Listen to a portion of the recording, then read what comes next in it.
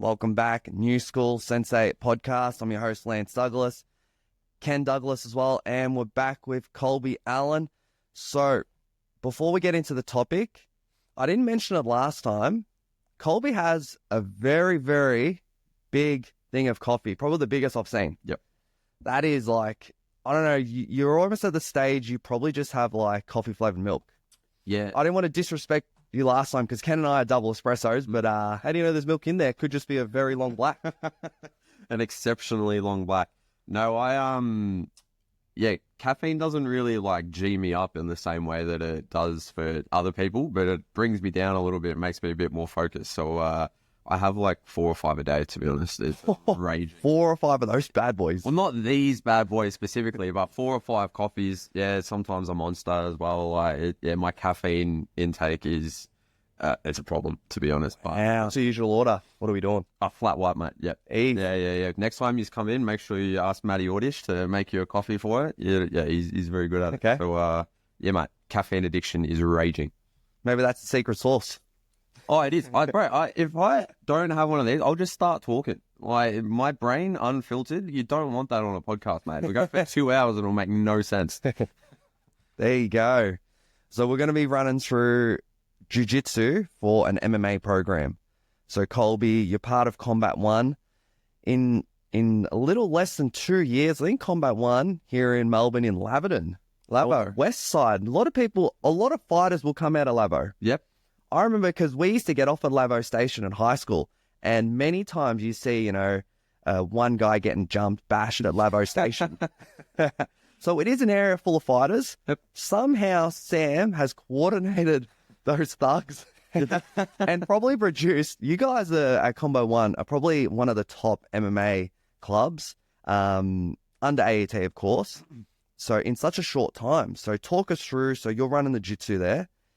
How is that different to running the kids' jiu-jitsu class you do at HQ? Oh, immensely different. Look, I haven't been at Combat One since its inception. I've been at Combat One since August, September last year, so a year and a little bit now. And it just kind of happened accidentally, to be honest. I literally was supposed to just come in for about a month and teach the boys some leg locks. Got another tap on the shoulder. So got the tap on the shoulder. Hey, come down, work with the boys on some leg locks. And that was honestly all I had in my head that it was going to be. And then, we got through that month and Sammy asked if I'd stay on and do like another little cycle with him. And then, I was just like a pest that never left, to be honest. And I've stuck with it this whole time. And I just love those boys, mate. I just couldn't ever leave. And it is very, very different to teaching a kids program or teaching the leg lock program here. Like, it's really different, but it is very, very similar to the vibe that we had at our old gym where, a smaller crew of guys that are all really, really close and are just trying to like make some really, really cool stuff happen together. And I think I was drawn to that at the start. It reminded me of like how I came up, and I see a lot in these boys of what I was trying to do when I was a bit younger and, come through jiu-jitsu. And mate, what Sammy has created there is unbelievable, like genuinely unbelievable.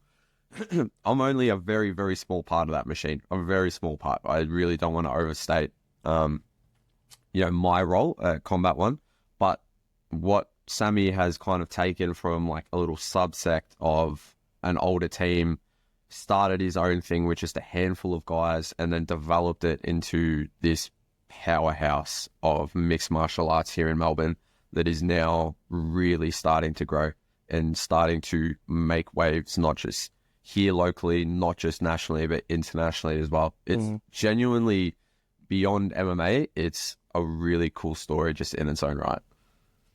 And Jono, he's leading from the front, the captain. The skip. Now in the UFC. Yeah, the skip is absolutely leading from the front. He's a really, really cool story, man. And I don't know if people know too much about Jono's story with Sammy, but Sammy, started with that guy from day dot. Like, it's not like, Jono was a super talented Taught him guy. how to punch, or I mean, kind of, yeah. Like, it's not. Surely he would have been in some fights at school. Oh, yeah, yeah. I mean, mate, he's got like 8 brothers or something, or like Really? 8, Wow. 8 siblings. 5 of them are brothers, I think. So, you know, you got that many young boys in a household, then there's going to be punch-ons, mate. So, I think, like, what people don't realize is Jono started with Sammy as, you know, like the unfinished product. It's not like he came from another team and then Sammy's just put the finishing touches on him. They came up together as a genuine team. And now what Jono has done, just, you know, he just had his first kid. It was his fight on the Contender Series was the due date for the baby. They had the baby, you know, maybe a week before he left. And then he's gone off and he's done this incredible thing. He's done the world's toughest job interview, passed with flying colours. And he's just made a name for himself. I think itself was a crazy story because didn't they have the Caesar the week before? Yeah. So that he could be there and then they could fly out. Yeah, so Jono's wife, Jackie, it's a really cool story. It is a really, really cool story. She induced, I think, the week before, and then we were in Aaron Marshall's house for the fight, and they had the I don't know if you saw it. Yeah, they had the webcam set up with all of us. So she brought Bubs along to you know, watch Dad do his thing with all of us, and yeah, he didn't disappoint. He lived up. Couldn't lose. Mate. Got him out of there pretty quick too. He did, yeah. First round triangle, mate. It was unbelievable. Talk about that triangle because I remember watching it and I'm like, he's scooping with the wrong arm. It was a bit of a weird one. You know what I mean? Like, yeah. So he scooped with the other arm. Yeah. So look, Jono always does things a little bit unorthodox. We'll talk about that when we get to it, I guess. But he does things in his own little way. But he he went through like our procedures. He's an absolute weapon on the ground, mate. Like, you boys would know, some MMA fighters will get jiu-jitsu belts, but they're marked on a different scale to what pure grapplers are. Jono, in his own right, is an elite grappler, mate. It's not just an MMA brown belt. He is a weapon of a grappler. So, yeah, once he got him in that triangle, the boys knew, mate. It was over. Done data. Yeah, that's it. All right, so you want to get into the nuts and bolts of the program, like, so you stepped in there, how you're running the sessions, you're planning out, you know, per month, planning out the year, all that sort of stuff. Yeah, it was really interesting. So, like, it's so weird that I ended up teaching at an MMA gym. Because you're like a leg lock no good. Yeah, I'm a guard pulling leg locker. Like, I never thought that I would end up working at an MMA gym at all, let alone, like, loving C1 half as much as what I do. And it just sort of happened organically, and it's something I would be heartbroken to ever have to leave. So walking in there and like teaching the boys leg locks was one thing, because, you know, like, I'm just bringing that to them. It's not something that I really foresee them going for in their fights or whatever, but we're just kind of well-rounding their skill set a little bit, right?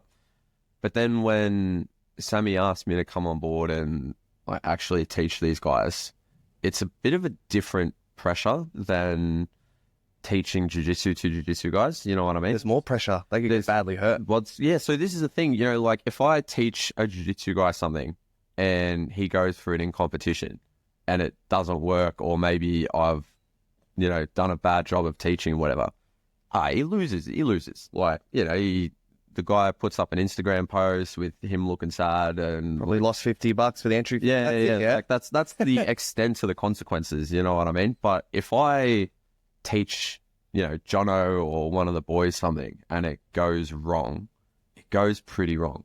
You know what I mean? So I think dealing with that pressure at the start was something different for me. And MMA fighters process new information in a different way than what jiu-jitsu guys do, I think. Jiu-jitsu guys get into jiu-jitsu because they're like super interested in grappling, right? Like, they do it at the start and they're like, this is really cool. It's something I want to learn.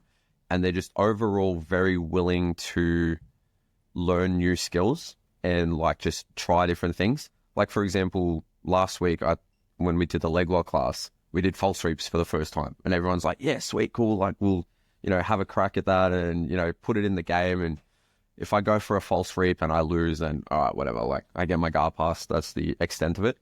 But for MMA guys, you really need to put new information into context. Like MMA guys want to be in control of the exchange the entire time, which is why they sort of struggle going into competition, because they're so focused on controlling from the top, which in MMA is incredibly effective, and they're winning that grappling exchange because they have control over the guy on top.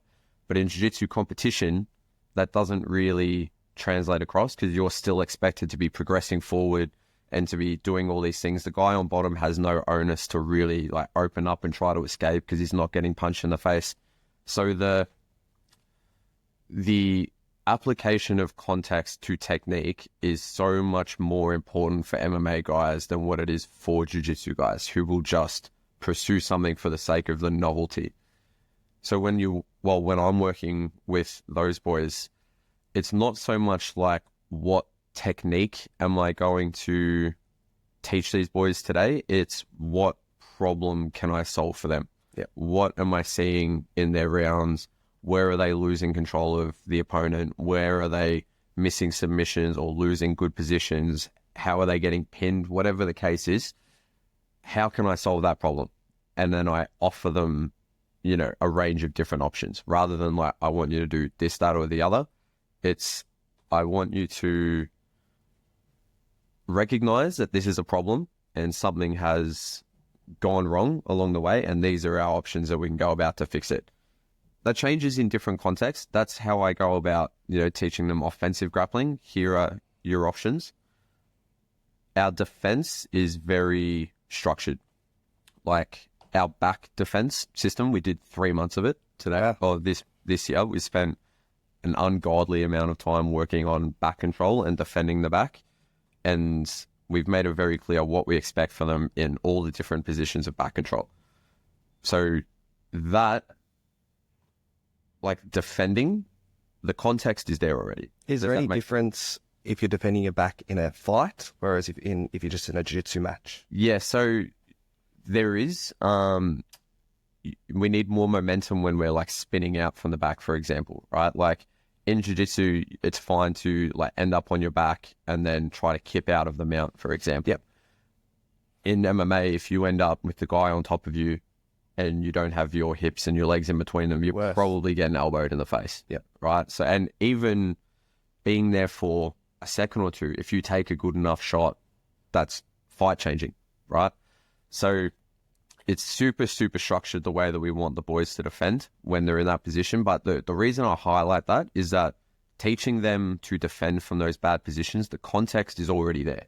Like boys, they're on your back. They're looking to finish the fight. And not only are they looking to finish the fight, if you don't proactively get out, you're held there for the whole round and you lose, mate. You know what I mean? Like you lose that round, you potentially lose the fight, especially in amateurs where it's 3 by 3 minute rounds. So if they get on your back and hold you there, mate, that's it. Like we need to be incredibly adept at proactively working out of back control. Do you think that, like, because if you're watching a lot of fights, you see people get stuck, you know, like literally someone has their back for the entire round. Do you think that some fighters are like, I've probably lost the round, I can just chill here, I'm not in any danger, my weight's on them? Do you think some people just concede the round? There is. I've seen much good back defense. So body triangle. That is part of it. That is absolutely part of it. But I also think that there's just not a whole lot of, there's not a whole lot of emphasis into technically escaping the back. It's just like, try to spin, you know, do the over under or do the over and out escape, and like that's it. There's not very much emphasis put on technically escaping bad positions, because it's like, I just don't be there.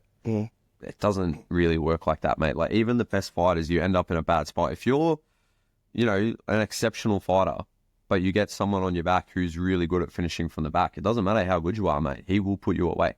So we really want to make it a thing for the boys that's like, you know, he's got my back. It's not, oh no, fight's over, or like time to panic or anything. It's, these are my common procedures. What side am I on? What hook control does he have? Where are my hips in relation to his? Can I shoulder slip? All these just little things that even in the heat of a fight, after you've been punched in the head a whole bunch of times, you can just very easily go through your procedures and then work the problem. Interesting. Right?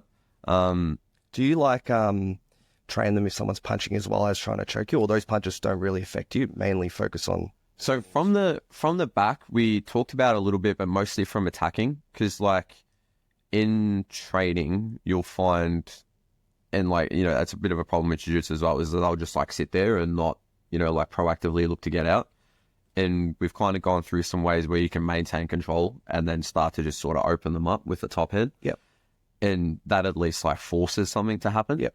But like overall, those boys are really, really good in trying to replicate what, you know, like fight circumstances are like. Like it's such a good crew of boys that they all are pulling in the same direction and they fight within that context. So it works out just fine. I think if you were somewhere else or, you know, if you're just working with jiu-jitsu guys, like some MMA fighters are just at gyms with pure jiu-jitsu guys. Yeah. And jiu-jitsu guys don't have that. And that goes for me as well. Jiu-jitsu guys don't have that like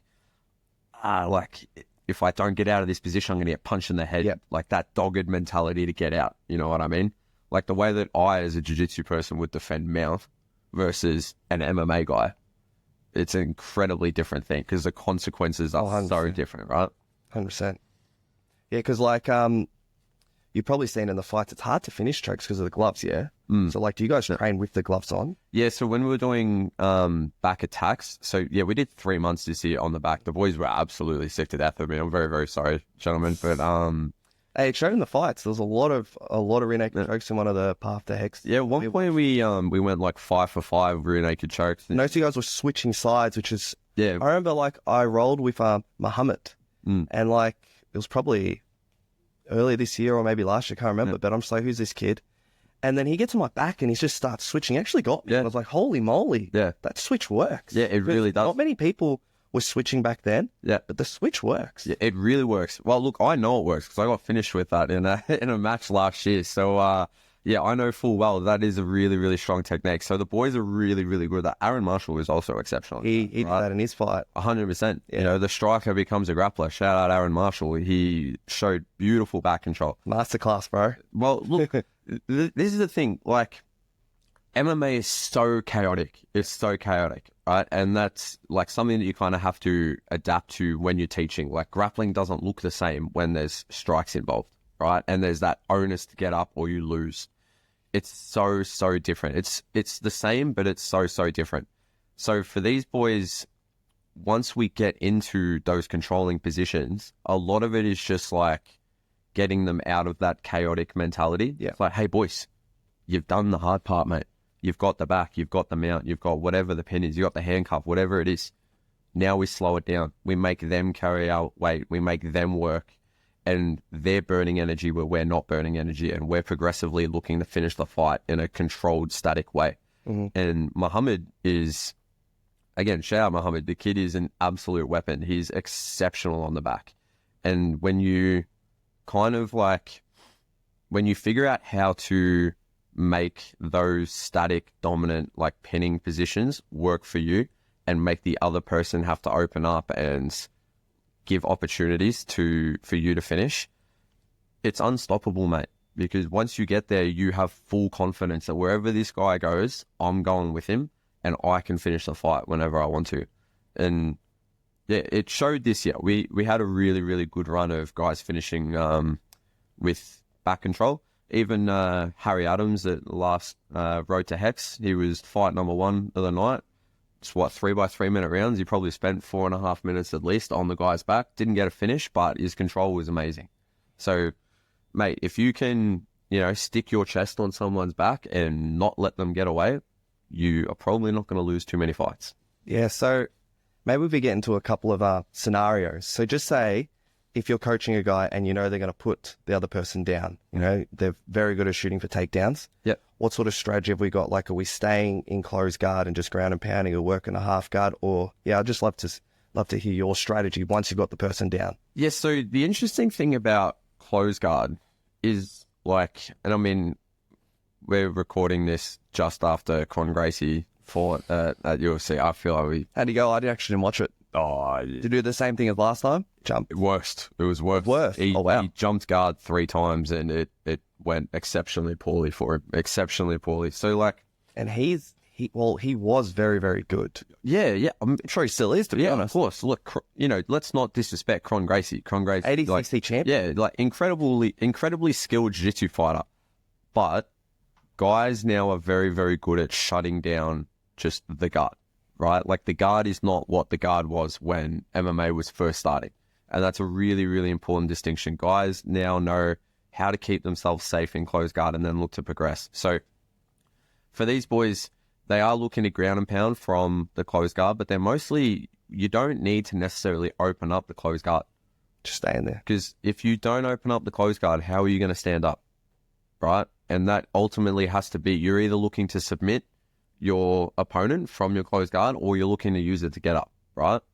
You don't really see, pendulum sweeps or like hip bump sweeps from closed guard in MMA now, right? That'd be pretty cool if you saw it. That would be sick. That would be sick. It is to be a different podcast. Very risky off a pendulum, your arm's stuck. This is what I'm saying. So my point is, there's two main things that we need to look out for when you're in the closed guard now, right? One, you need to be looking to do damage to your partner and you need to be looking to not let them get up. So at no point are you really actively looking to open the guard, right? The longer that they keep those legs around you and you just keep your posture with an ability to make contact with your opponent's head, you're in a pretty good spot. So it forces the person on bottom to actually open up and make things happen.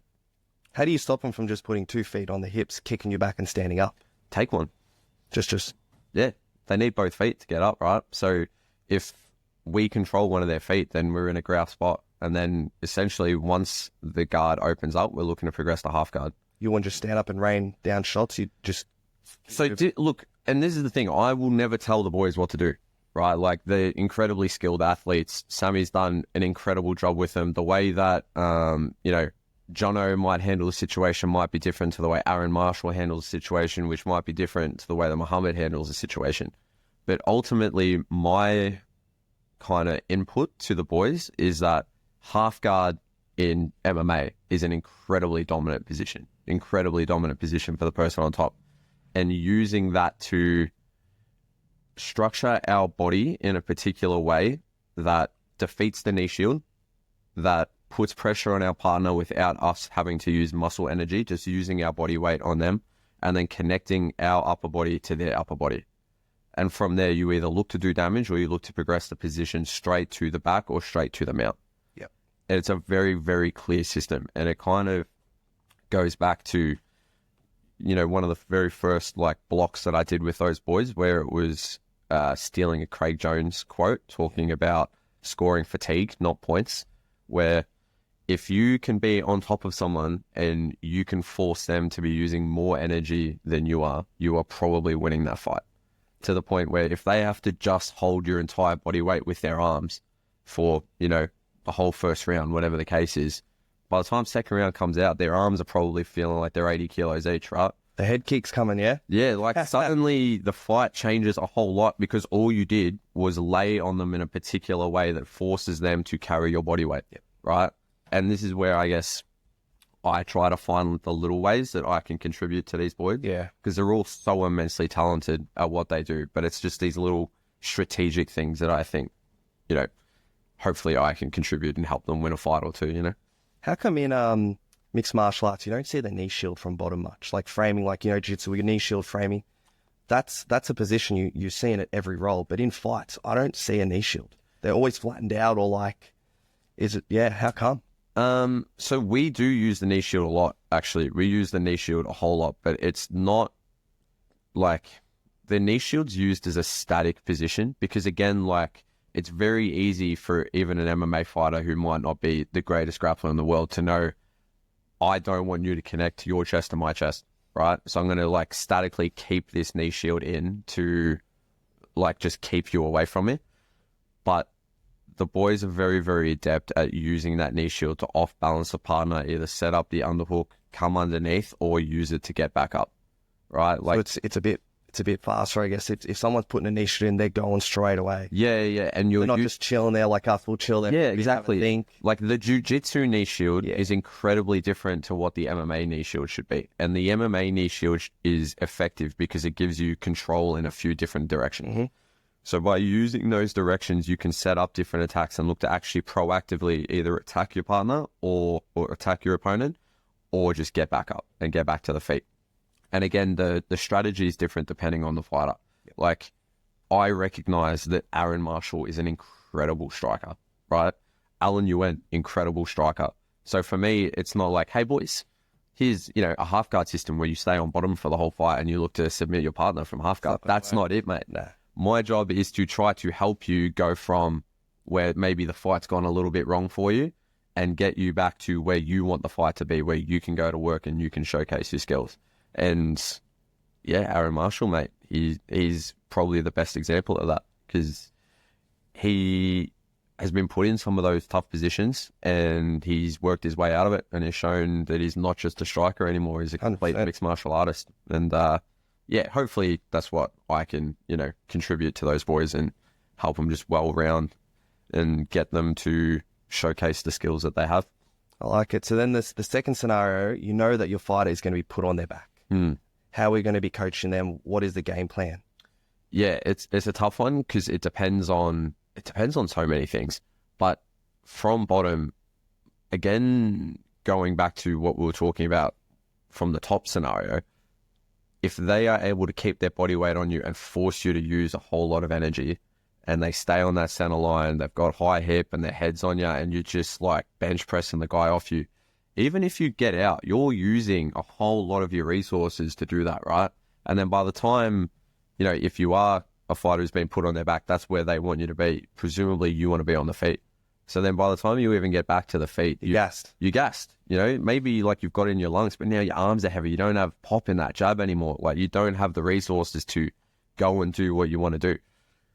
So by kind of focusing the guard on not just like doing moves, not just doing sweeps or submissions, but keeping their body weight off you and moving them in certain directions that will set up your attacks, it's so helpful, not just for, like the, not just for the sake of like hitting a move, but for the overall strategy of not burning too much of your resources just to escape the bottom position, right? And luckily, Sammy has been so good at that from the very start. And he tells these boys all the time, we back our scrambles. Like, if it gets hard and you really got to go, those boys will go over the trench wall. You know what I mean? And Sammy has instilled that belief in him. He's instilled the skills to do it. So when we make the position dynamic, I back those boys, mate. Yep. Like, there are certain times, I'm sure you boys have, like worked with students as well, and like you've cornered them, and you probably know that if it does get a bit hard, your guy might not come out on top in some of those exchanges. It sucks to say, but sometimes that's just the way it is. With those boys, no. I like it. I back them to the absolute end of the earth, mate. When it gets hard, they will go. So I can take that knowledge and I can just sort of facilitate getting them into a position where they can scramble and they can show their heart and their skills. And with the scrambles, that's something you guys are like doing scenarios on, or it's just part of being from the west side of the scramble? Look, being from the west side does help, right? It is a lot of west side fighters. I'm sure it does help. But man, even before I got to C1, there were some really, really good grapplers in that gym. Like, funnily enough, I train with Alan Yuen now, and when I was a white belt, I used to go to Team Ultimate with Hakan. Oh, yeah. And Alan was like 14. And me as a white belt, I was rolling with Alan back then. Is that the long-haired guy you can't choke? Yeah, you can't choke him. Him and his brother, they've both got some like anatomical like difference in them where he's literally let me lock in like a full-on head-arm choke on him. I can't put him away. You just got to break his teeth almost. Yeah, straight up. Whitaker. Yeah, but bro, he's also tough. Like, he'll tell you, let him go. Brother, I've told you he's not having a stroke after every single one. Well, bro, you asked me if, someone's on bottom. I've said to him, like, semi-serious, mate, if someone goes for a head-arm choke on you, just let them get it. Let them burn their arms out and then come back and bash them later. Like, he can't be choked, mate. But look, the reason I bring it up, rolling the dice, man. You might have that one Russian dude or Dagestan that one guy. comes that squeeze, You can do it from half guard too. Yeah, straight up. But look, I trained with Alan back then, and like, I saw heaps of talent in that kid. Like, he was always really, really tough. And he's ended up where he's supposed to be because he's with Sammy. And Sammy has got these boys scrambling from, day dot and back to them in that, these are our little procedures we get into to set up our scramble. And then once we're there, it's on you boys. I back you. And they all have that belief.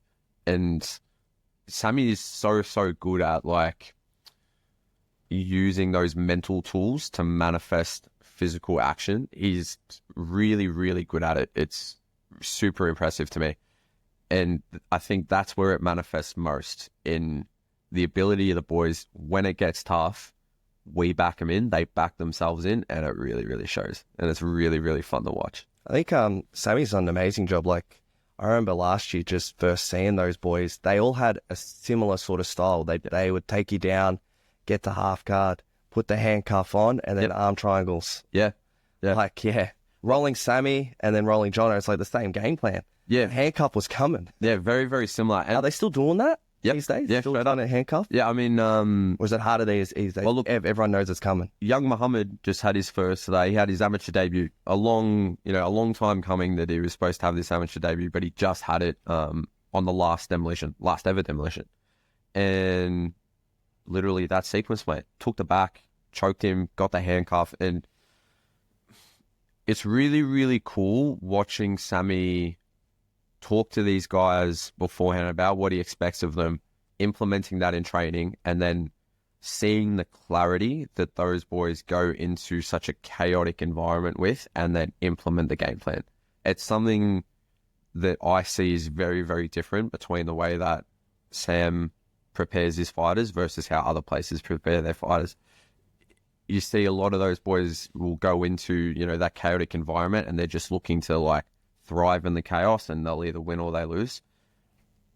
C1 boys, when Sammy gets hold of them, they go in there with a very, very clear plan and a very clear idea of what's expected of them and how they should win the fight, how the fight should start, how they should handle tough situations. And it shows in their fights that they're always in control. Even when things are a bit out of control, Sammy backs them to figure it out on their own. And it's really, really impressive to see. I've learned so much from these boys. I like it. Excellent. I've got one more, Lance, if that's all right. Yeah, I'm just picking Colby's brain because I would love to be able to teach fighters. So we had a chat last week about it, but I'd love for you to talk about it on the potty. Are you team mount or team back control? Because I know your answer, but I'd love to hear on the potty, Yeah, well, I mean, it's kind of shown in our... I'm team back, particularly for amateurs, because I think that the mount is nerfed a little bit. Can I say nerfed? Yeah. The mount is not as powerful in amateur MMA just because of the rule set, being that you can't elbow. Like, it doesn't seem like it should make that big of a difference, but the amount that you have to posture up to get power into your punch from the mount compared to when you're just using your elbows. Because when you're elbowing, you don't really have to lift up. You can just keep that forward pressure and just drop the elbow down and you can do damage, right? But can you hammer fist as well? Or yeah, you can. You just can't elbow? Yeah, so you just can't elbow, and you can't elbow anywhere. So I think for amateurs, I've always been big on the back, which is why I haven't really systemized. That's why you did 3 months on it. Yeah. So I haven't really systemized the mount with these boys as much just yet because I don't want to do their heads in. But that'll be like our next thing that we really push hard with them. But the back control for amateur, if you know how to actually control someone's back, like you've got your long hooks, you know how to shut down the four corners, it's such a key skill that so many gyms don't have. And for 3-minute rounds, I will back these boys to keep control of someone and look for that. It's not that long because it might take you a minute to take them down to get to the back. Like I feel like people who don't train don't understand this difference. But the difference between 3-minute rounds and 3 5-minute rounds and then into 5 5-minute rounds is like night and day. So for 3-minute rounds with a minute in between, I back you to be able to hold on to someone that entire time. Like Harry Adams just did. Like we had 5 boys get rear naked choke finishes, in a row throughout the middle of the year. It's a really key skill that a lot of places will overlook, because not that they don't have, the skills or whatever. I just feel that so much emphasis is put onto like those 50-50 positions, winning those 50-50s. And like, that is a key skill, but it's all well and good to win those battles. But if you're not confident in finishing and controlling from the destination of those 50-50 positions, what's the point, mate?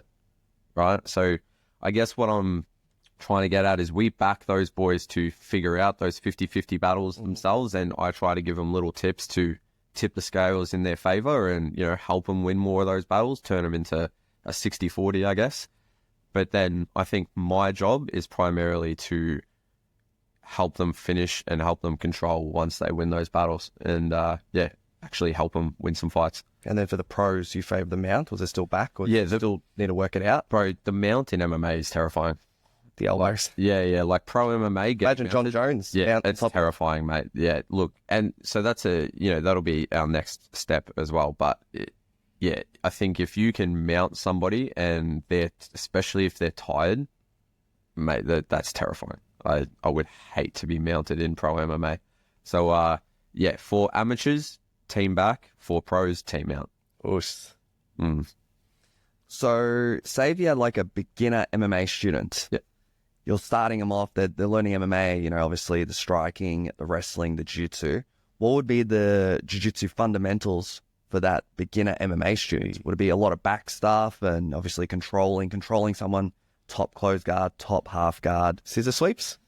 Well, look, it's interesting actually. So like when we did the back defense block, we did probably like 2 months on back defense, and that was after back attack. So we did attacks first, did a month of that, gave them a month in between, and then I did 2 months of back defense, because I feel like when you work defense after you do attack, it actually levels up the attack just as much. Yeah. Because they've got like those little skills in, but then you throw new problems at them, and it's not too overwhelming, and like they still have some semblance idea of where they're supposed to start, and then you can just gradually like make them better at attacking. But when we were doing back defense, the things that the pros and like the advanced guys were learning is the same as what the day one guys are learning, right? Because it's all very simple. Like none of the movements are that hard. I'm not asking you to like cartwheel out of back control or anything. Barambola. yeah, exactly. Like none of these movements are that hard, but we standardize defense across the spectrum of skill levels. We'll have to put out a BJ Fanatics or something. Nah, you got the system there. That's not it. Trust me. Sammy should do BJJ Fanatics. He would do exceptionally well on that. But my point being, in the way for defense, what I would teach new guys versus the old guys is the same thing, because our procedures are our procedures, right? So if you're talking about that, so your main building blocks would be back defense. Yep. They're probably going to get triangle defense, you reckon? Yep. Triangles are pretty common? Yep. So again, these are all things that we have procedures for, right? Like we did a whole heap of triangle defense, did a whole heap of head arm defense. Like these are all positions that we've identified happen quite a lot in MMA. Like we've done chokes, yeah? Yeah. The arms you can... I was going to say, we've done armbar defense, like we've done that early and late stage defense for the armbar. I don't really think that the armbar is that strong in MMA just because you compromise your position a lot, but we have gone through it.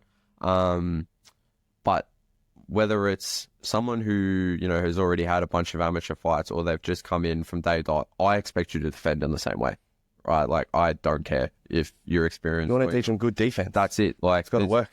That's it. There's no watering down defending, right? Especially from those static positions. You could slam your way out, I guess. Yeah. But like my point being that whether you're good, bad, indifferent, looking to just stay fit, or you're looking to become a UFC champion, the way that you defend the back should be the same, and those fundamentals are key.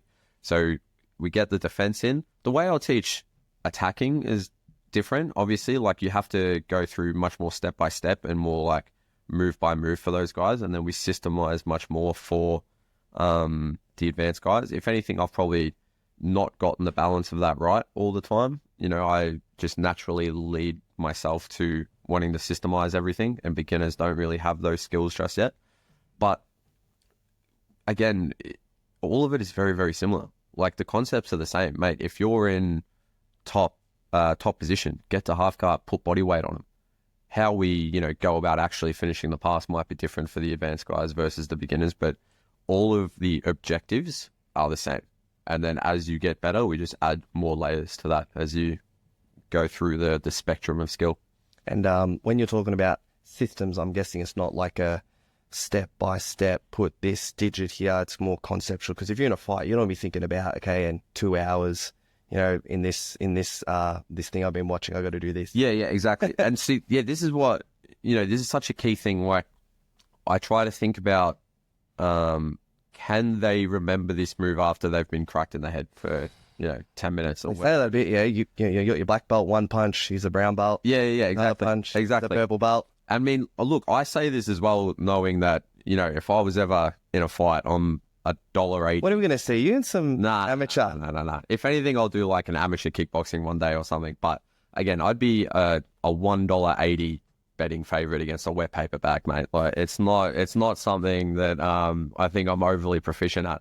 So I try to think like, man, if I got cracked and put on my back, like what am I falling back on? What can I recall in my head? Build height. Yeah, exactly. Scramble. Like, what are those simple things that even in my concussed state, I can say to myself, right? So, look, for these boys, they're all exceptionally talented. I'm very, very blessed to get to work with such, really talented guys, and Sammy's done an amazing job with them. But I look at some of the systems that have developed for jiu-jitsu, and I'm just like, there's no way in the chaos of a cage with another bloke on top of you, throwing punches, throwing elbows, that I'm going to be in there like going step by step through the process, right? So I don't really talk to them too much about like systems per se. Like I am teaching them systems, but in a certain way. I talk to them more so about funneling, which means I'm going to put you in a specific body position with a specific structure that is then going to funnel someone into certain responses, certain positions where we can start to put it on them, right? And, it might be from half guard, they've got the knee shield in, we're attacking the knee shield, we're looking to walk their hips flat, they can only move in a certain amount of directions. And from there, it doesn't take a lot of brain power, especially once you've repped it out a whole bunch of times, right? So it can be that, I don't know, maybe you got cracked on the feet, you went for the panic takedown, you put him down, you put him in half guard. What do we do? Flatten him out. Exactly. Like what can I say from the corner? What can Sammy say from the corner that is just very easily applicable for the fighter, right? Not like, hey, I'm going to need you to like high step out and like post the fight shot. You know what I mean? That's not it. Yeah. Just these simple objectives, and then we will figure it out from there. I like it, man. There you go. I think that's a good way to wrap it up. Hope everyone enjoyed that. If you want more, like, subscribe, share all the content. We'll see you on the next one. Oos.